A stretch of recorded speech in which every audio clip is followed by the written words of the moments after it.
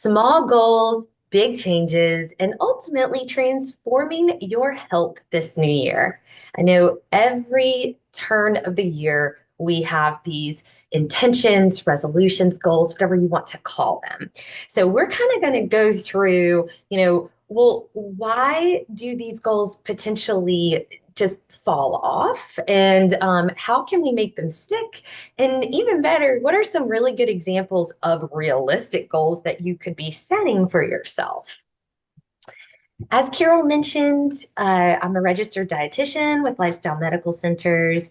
I love counseling. I enjoy education. This is obviously one of my favorite parts of my job is getting to speak to you all every month. It's one of the most interesting and fun things that I've gotten to do in my career. So I really appreciate everyone who takes the time to tune into these each month.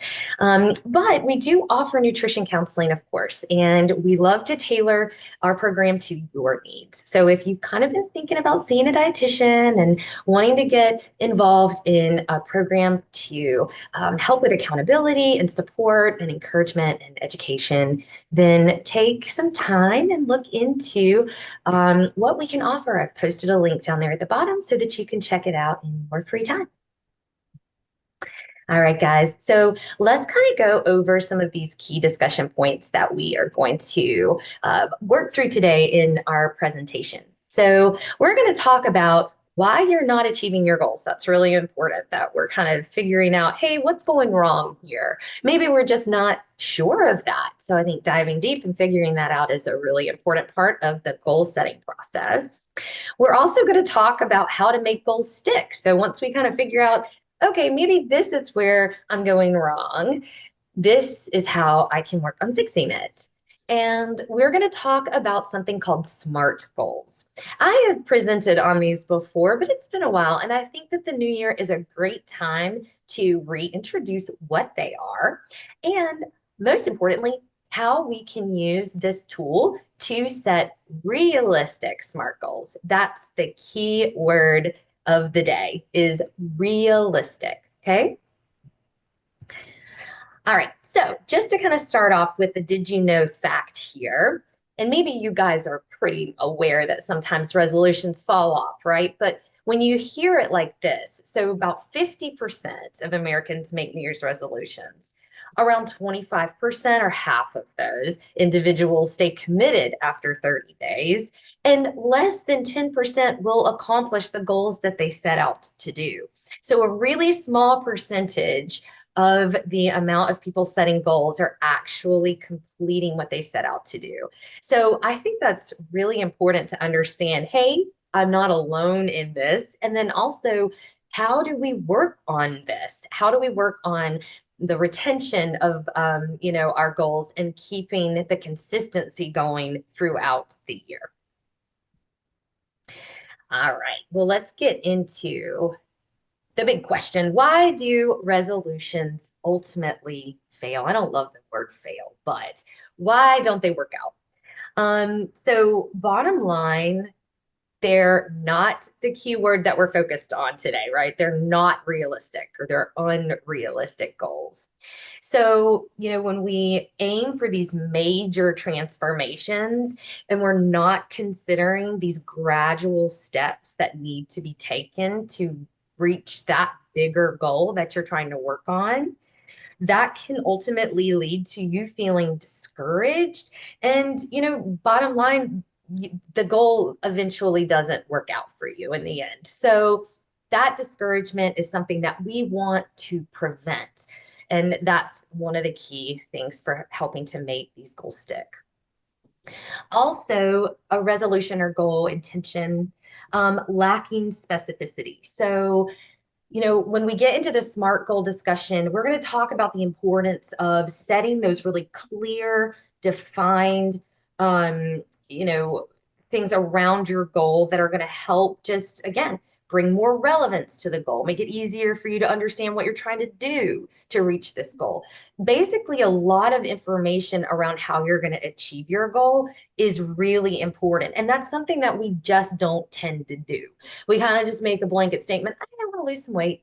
That's my goal this year. Or I want to move more.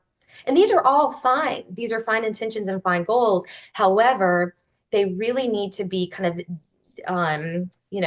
unpacked a little bit more, understood a little bit more, what's going to work best for you. How are we going to have support, accountability, tools? How are we going to track our progress? These are things that we need to think about. Um, a lot of us have what we call this all or none mentality. And so, anytime you set a goal, for example, I am going to cut carbs for the first 6 months of the year. That could be a goal for someone. Okay. And so, anytime you have a carbohydrate, you're going to feel like you just deviated from that plan and you're going to feel like a failure and you're going to feel like giving up. And so, again, maybe a better way of looking at that is I really want to increase my fiber intake. I really want to reduce my added sugar intake, which are kind of surrounding that food group of macronutrient of carbohydrates. It's a much realistic thing to focus on, and healthier mindset, in my opinion, is to focus on less added sugars or more fiber versus I have had, we've come off the holidays with a lot of sweets, and all of a sudden we're like, nope, no carbs for months for me. And so that's the all or none, working against you there is all of a sudden we have carbs and then we just give up. No planning. And this is something that I feel is essentially the root of a lot of problems with consistency for people is not understanding their barriers to their game plan.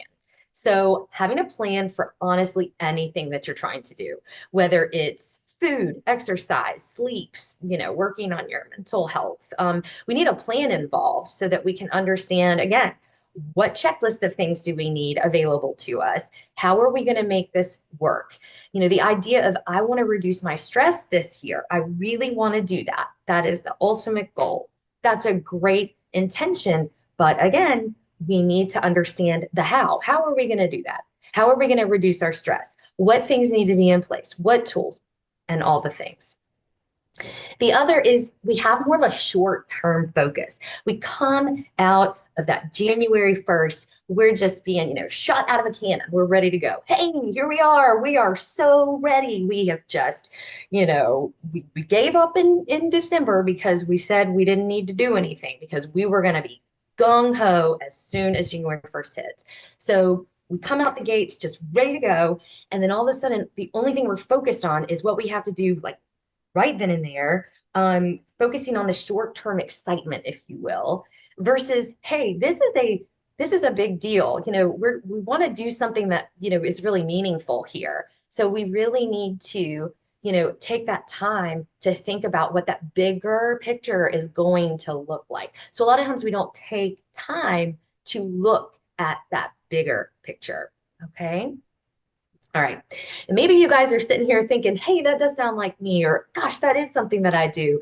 I can look at some of this and do the same thing. I mean, we're not all perfect here with goal setting. I think we're going to constantly be making tweaks, room for improvement, and kind of normalizing the fact that we're always trying to, do better at certain things. But I think just again, having some awareness of what some of your main reasons why your resolutions may fail could really be beneficial for you.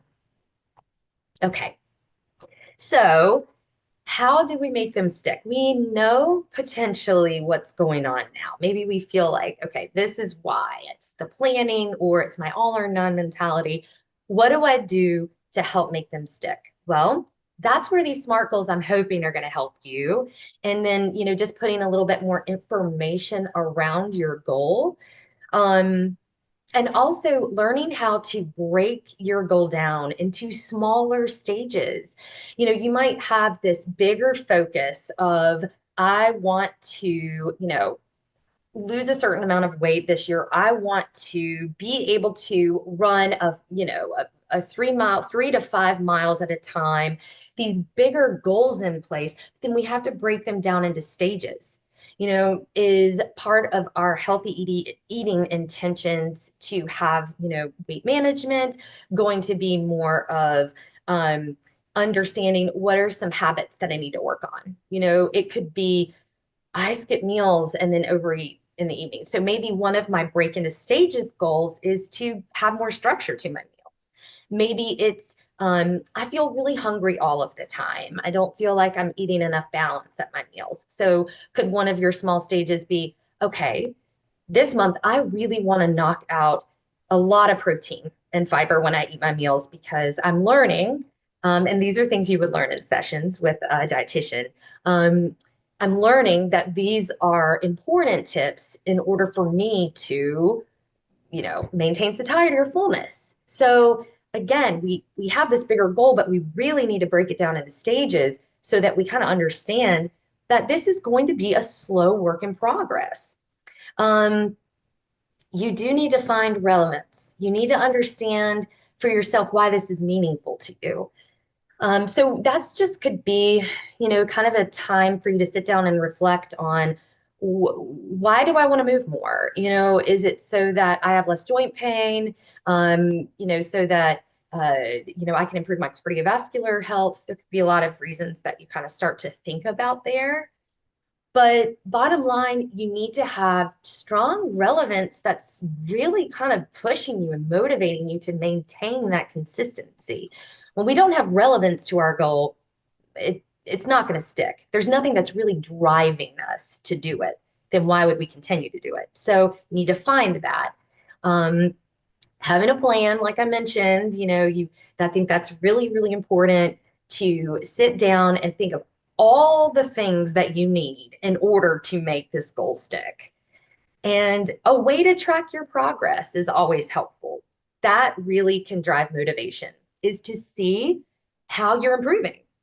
There isn't anyone out there that doesn't enjoy seeing improvement in themselves or what they're setting out to do for themselves or lots of areas of your life. There could be this, of course, gratification from seeing improvement. So you want to understand how to set these realistic, smaller goals so that you're constantly being able to see small improvements throughout the year. That's what's going to keep you moving forward. And then having support. You need that on your side. You need accountability. It could be, obviously, it could be someone like a healthcare provider or someone that's educating you and teaching you, like one of us, like a dietitian like myself. But you need lots of different support. You need support from family members. You need support from friends, support from coworkers, support from just really all angles here. So I think that's something that is really an important part of the process too, is sitting down and thinking of all the people that can support you throughout this journey, having people on your side. And the most important thing, I think, of all of that, finding that support, is someone reaching out and coming back and saying, you know what, I kind of want to do this too. So you motivate them, they motivate you. You're supporting each other in the process. All right, guys, so we're going to talk about SMART goals now. So you have an idea of maybe what some of your barriers are, why your resolutions are failing. You maybe have a better understanding of what are some things that we can do to help make them stick. And one of those things that we talked about was SMART goals. So let's break it down. What are these? Let's talk about it.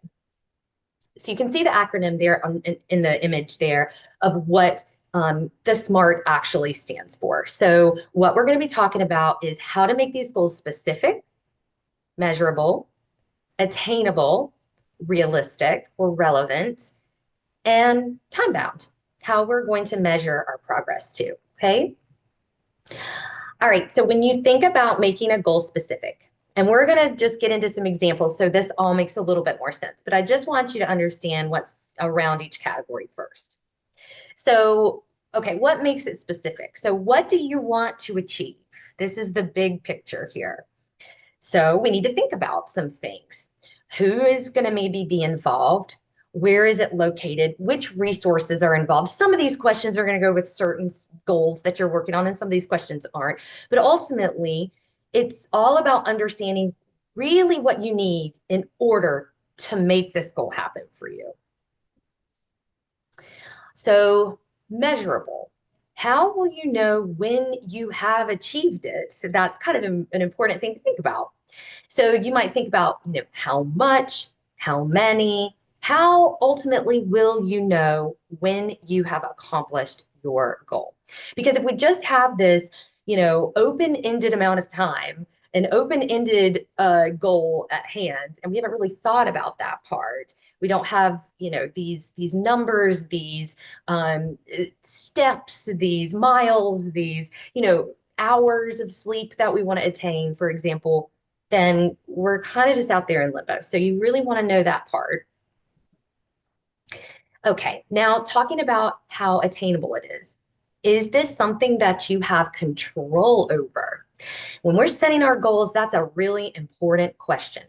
Some things we don't have as much control over as others. If we have physical limitations, there are just certain physical activity, movements, and things that we just can't do. So we shouldn't put pressure on ourselves to try to make those things happen if we know we just don't have as much control over that. If we have, anyway, I could think of other examples, but you get my point. So basically, you want to kind of think through, do I have control over this? And also think about, how can I achieve this goal, and that realistic part, how realistic is it for me? We don't want to put pressure on ourselves. We only want to choose things that we're going to be able to actually accomplish. The R, realistic or relevant. Why is this applicable to your life? Are you doing this for you, or are you doing this for someone else? And sometimes we are motivated by other people to be a certain way. And I don't think there's anything wrong with that. But I want you to think about, does this goal seem worthwhile? Does this match my efforts, my needs that I need to put into it? Why do you want this for yourself? So I'm going to assume that a lot of people maybe don't take the time to do all this when you're setting a goal at the beginning of the year. So it's a lot of work at first. It seems that way, but I want you guys to just really indulge me here and try to sit down and think about all of these things, because this is the part. It can be a little hard at the beginning. It does take a little bit more time, but this is what's going to lead to some of that consistency and the checking off at the end of the year. Hey, I actually committed to this and I did this. All right, last, time-based. So when do you want to achieve this goal? So you might think about, what can I do to achieve this goal, again, in those small stages? So I usually tell people, hey, what can I do right now? What's the first thing that I could do? And then where do I want to see myself within this goal in, 2 to 3 months? You can break it down however you want to. Sometimes that's where we kind of come in handy, and we chat about this with people, because I get that, looks differently for everybody. It really just is an individualized thing. It depends on the type of goal you're choosing. And we're going to get into some examples so you can see what I'm talking about. So we're going to put it in action here, and then we're going to go over some more examples of some SMART goals. All right. So this could be a SMART goal for you all this new year. I know that this is something that I talk with people a whole lot about. So your goal could be to bring your lunch to work more. So again, my goal is to bring my lunch to work. So it's a really basic idea here, but we need to have lots of information to go around this goal to make that actually happen for you. So so if, making it specific. So what are we going to have on hand? What are we going to do? What things do we need to make this achievable? So some of those action steps for that goal of bringing your lunch to work could be, I want to have, of course, lunch items on hand. We need to plan for that when we're doing our grocery, store trip. Maybe we need to make lunch the night before, so that we don't use that as an excuse as to why we can't bring it, as we forgot to make it. And excuse me, setting a reminder to bring lunch with you to work. So that's classic, isn't it? We make our lunch, we put it in the refrigerator, and then we walk out the door and we think, oh my goodness, why? We did so good, and then we forget it. So So setting a reminder, post it, whatever works for you. If you have your phone on you a lot, that could be helpful. That's something that you could do for that S. So how are we going to measure it? So I will measure and track my goal by setting reminders to pack my lunch. Something else to elaborate here is, maybe every time you pack your lunch, you can make a little check mark somewhere on a calendar, however you kind of think. I tell people to use little calendars all of the time. I'm a very much a pen and paper girl. But I get a lot of people like their electronics. So you could keep a note in your phone and you could kind of do a little tally every time you remember to pack your lunch. And obviously, having a range of how many days you're going to bring it and then hitting that goal is what maybe you're trying to work on. Okay. So as far as attainable, what are you going to need to reach this, to make this happen? Resources could be a lunchbox, meal prep containers, some easy lunch ideas, and then just a little time devoted to working on this maybe over the weekend to do a little prep. This recipe that I'm making today, which is one of my all-time favorites, it's so good and it's so simple. We do it for dinners, but sometimes I just make it and put it into 4 or 5 containers. And that's what I'll eat, or my husband and I will share having for lunches during the week. So it's a really great meal prep, easy recipe. So hopefully you guys will try that out. Okay, why? So the relevance behind the goal. Why do we want to achieve this goal? Why do we want to eat lunch more at work, or bring lunch instead of maybe eating out?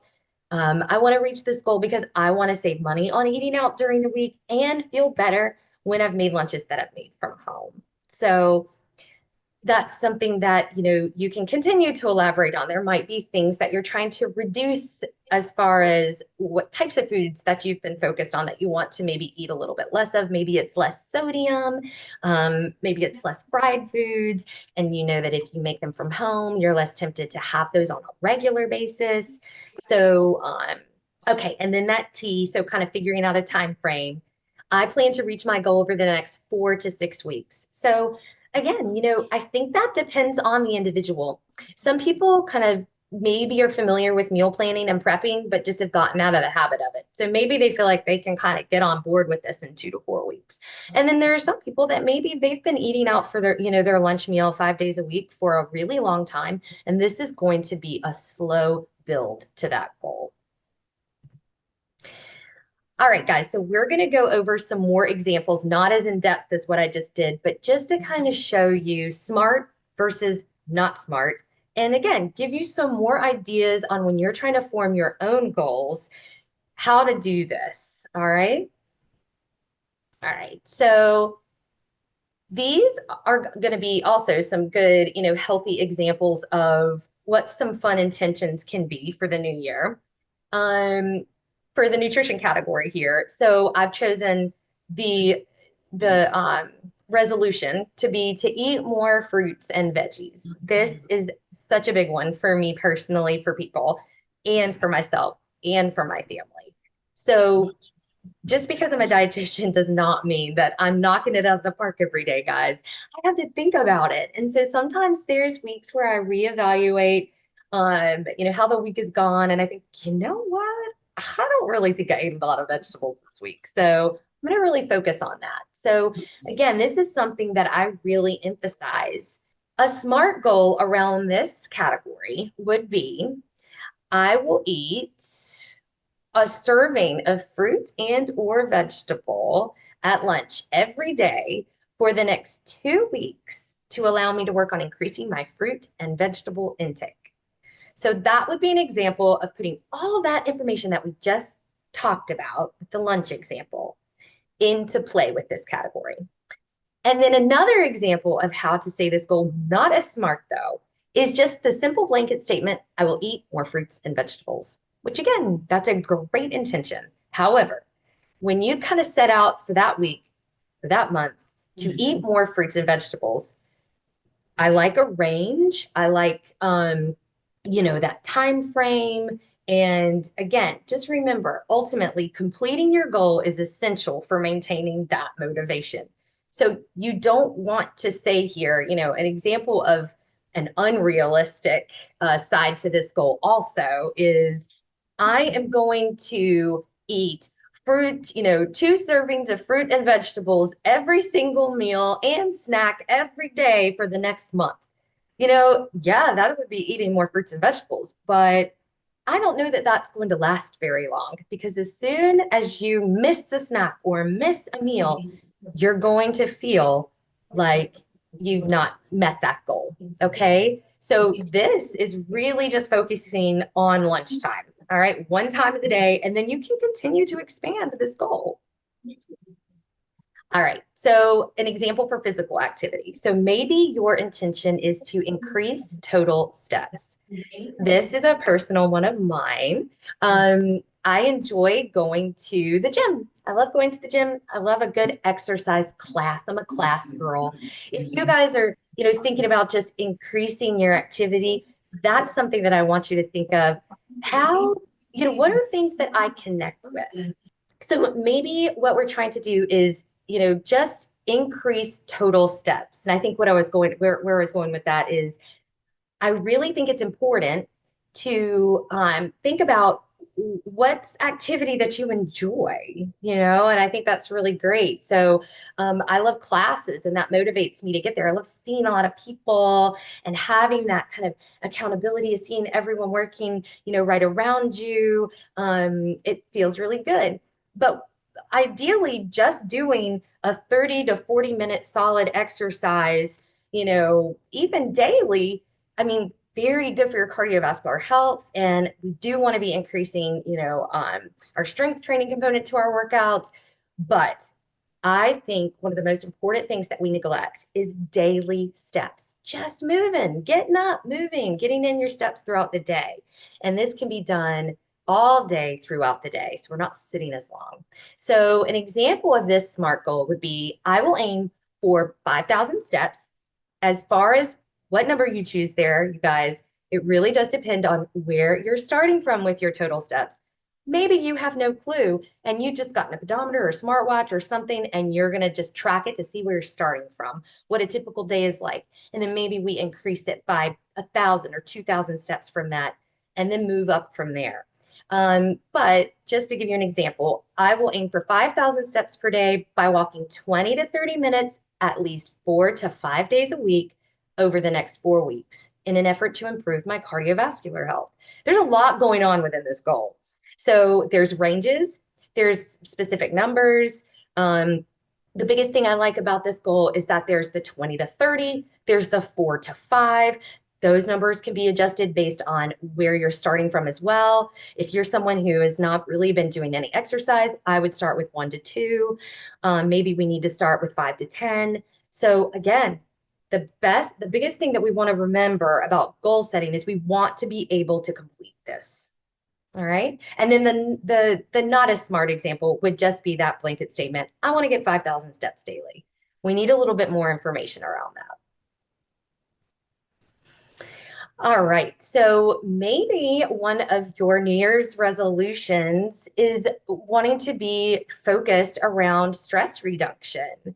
So this category is dealing with, building in some meditation for stress reduction. There's lots of different things that we talk about when it comes to reducing stress. A lot of times people don't realize that we talk about these things in our sessions, but we do. We ultimately, can only go so far with what we do talk about when it comes to stress management, but there's this, big connection between the way we eat and our desire to exercise when we're really high stress. So we love to set small goals around building in, little meditation practices, teaching people certain breathing exercises and things of that nature. So this SMART goal around meditation would be, I will plan to create 5 to 10 minutes of my time 3 to 4 times a week for mindfulness meditation practice over the next month to aid with stress reduction. Lots of wonderful apps and podcasts and things out there that can help with this if it's something that you've been thinking of. But there could be lots of other things, journaling, just kind of being out in nature. I mean, there's so many avenues that you could take to help with stress reduction.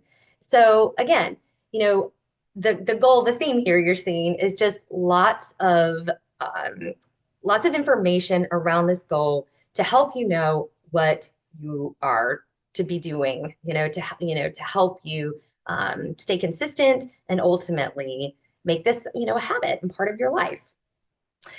All right. And then the not as smart goal would be I would like to reduce all stress in my life over the next 4 to 5 weeks. I just had to put that in there. I know that's really silly. We can't do that, right? That would be an extremely unrealistic goal. But, again, these goals, they do need to be meaningful and they do need to have lots of information. Okay. Last one is about sleep because I'm trying to go through the 4 different categories that we do try to talk about with patients for just general, wellness in their life. And sleep is such an important one. This is one I will circle back to the control aspect. Is this attainable? Now, some parts of improving sleep habits are attainable for people, and then some things are out of our control when it comes to sleep. Like, for example, if you have a newborn baby, right? We don't have much control over when that sweet little baby is waking us up at night. So you need to think about the things that you do have control over when you have certain barriers like that in place. Um, all right, so a SMART goal around improving sleep habits would be I will work towards going to bed 1 hour earlier each night by going to bed 15 minutes earlier each week over the next 4 weeks. I love that. I love that it's in stages and it's weekly stages. And 15 minutes seems so much more achievable than telling yourself, I've got to go to bed, 3 hours earlier tonight. So that not as smart goal, again, kind of silly in my opinion, but I had to throw some of these in. I will go to bed by 11 p.m., stay asleep, and wake up feeling rested at 7 a.m. every night. So, y'all, I tell people this all the time when I talk to them and they tell me that they, just sleep like a baby and they just sleep like a rock. I'm like, that is a superpower because there are certain stages of life that we just enter into that we don't really have that luxury as much anymore. It's not as much in our control. So, again, think about what's in your control. Okay. So this is where I am going to challenge you all. This is your turn now. I want you, maybe not right this second, but maybe later today, maybe by the end of the week, if you want to set yourself a little small goal around when to set these goals. Um, Pick 1 to 2 categories that I just reviewed and form a SMART goal around them. Okay. Maybe you've already formed goals for yourself. You've thought about those categories and what you ultimately want to achieve, but you haven't put all the work into it. Maybe we're just kind of reviewing what we have already been working on since January, and we want to put more information around that goal. Review your goal with a friend or a family member, and even better, get your kids involved. Teaching young children how to set proper goals for themselves and watching them feel really motivated and really excited about how they accomplished those goals. That is what brings joy into these types of situations. So, most importantly, have fun. Okay. This is a inspirational saying that one of the dietitians that we work with introduced to us, and I absolutely loved it. So I want to see what happens if I don't give up. So pretty powerful when you think about just the power of consistency, the power of, you know, telling ourselves, hey, we actually can keep going. Maybe there are things that we need to revise in the way that we're thinking about these goals. And I hope that you've kind of gotten a little bit more insight into how to do that.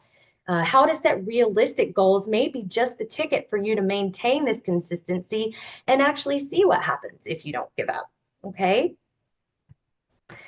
Thank you guys. All right, so this is the end of the presentation portion of the presentation today, and I'm going to move into the cooking demonstration side of things, which I'm really excited. We are going to be featuring a lovely chicken apple sausage sheet pan dinner. It is tasty, easy, and I just absolutely love it. This is from a blog that I've recently discovered, which I really enjoy. Her blog is called Easy Eats Dietitian, which you will discover when you click on the recipe link, and you can check out other things that she does, which I've made quite a few at this point, and I love all of it.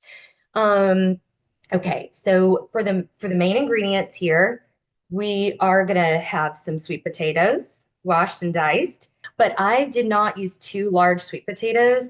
I used about two kind of medium small. I didn't think that you guys have seen sweet potatoes right out there. They're huge. They can be huge, huge. So I just didn't think we needed two of these really large sweet potatoes.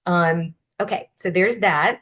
And then you're going to use a 1 pound bag, which you store and see in the Brussels. They come in like these little green mesh bags, just one of these little bags of Brussels halved. You can also quarter them depending on the size. So every size of Brussels in the bag are going to be a little different. So I just kind of made a um, game time decision. Is it big enough that I want to do it in quarters? If it's small enough, I'll half it. And then I did four of the chicken apple sausage links. No brand specification here. They're pretty similar across the board. So chopping those up, the beauty of this meal, you can swap out sweet potato for, red potatoes. You can swap out Brussels for broccoli. You can add a different flavor of chicken sausage. So it's really versatile. I do like this combination though. So I hope you try it this way if you're not opposed. All of that prepped and ready, and I'll show you in a second. And then we're going to have 2 tablespoons of oil that I'm going to drizzle over the vegetables, along with a teaspoon of, let's see, garlic powder, onion powder, paprika. So it's a really nice blend. And then a little bit of pepper. I don't usually use salt. I don't think you need it at all in this recipe. Chicken sausage has the sodium. You don't need additional. And then once that's on the sheet pan and popped in the oven, I'm going to make a glaze to go over the dish that you just kind of spoon a couple teaspoons of and then kind of mix it all together. It is so good. It adds a burst of flavor. It's awesome and very simple.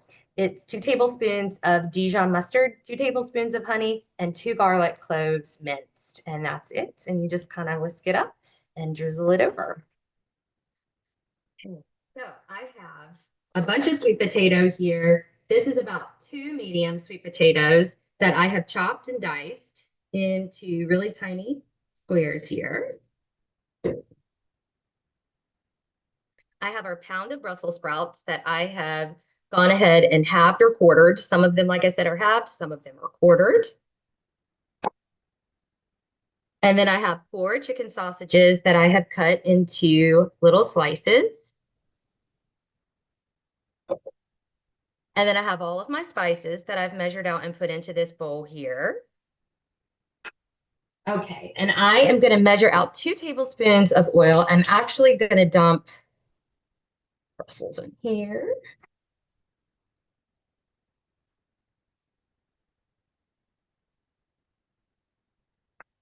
Pour our oil over top.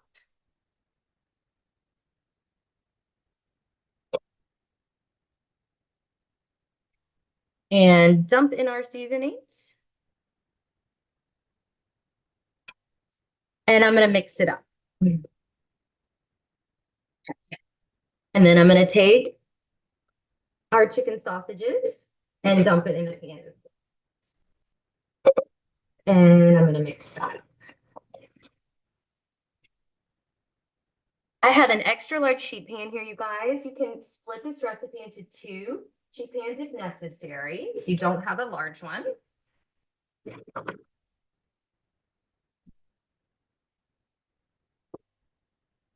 Want to kind of evenly spread it out. All right, so we have it completed. I have the oven preheated to 400, so I'm just going to put it in there for 25 minutes.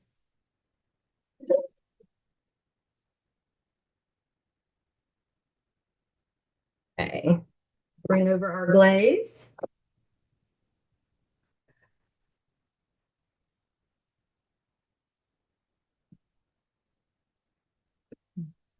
Add some honey.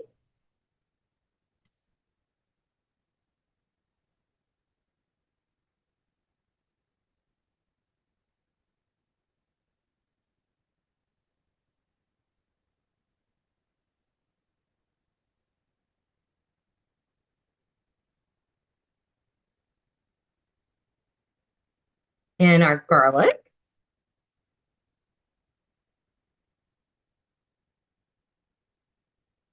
Whisk it up.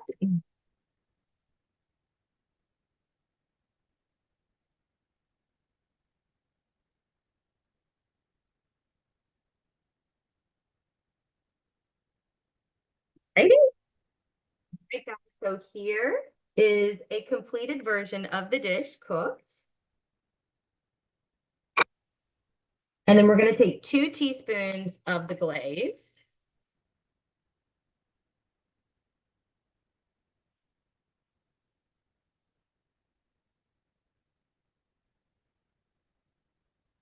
Just a little bit more to get these over. All right, guys. Very, very simple, very, very delicious.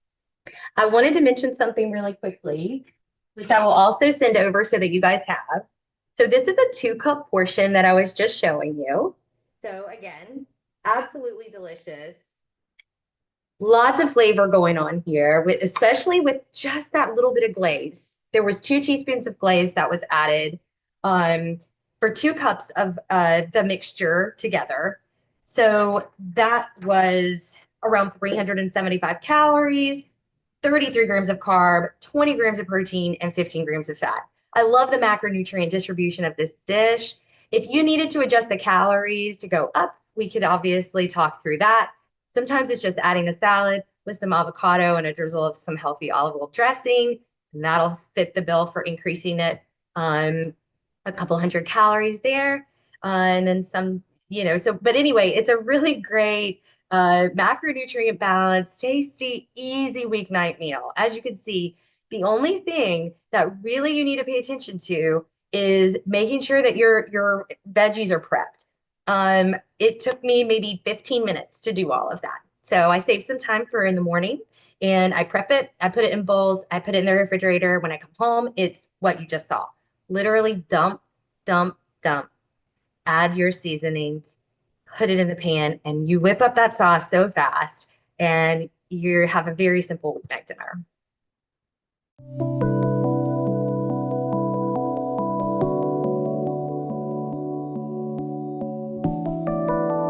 Learn more and discover your potential at lifestylemedicalcenters.com.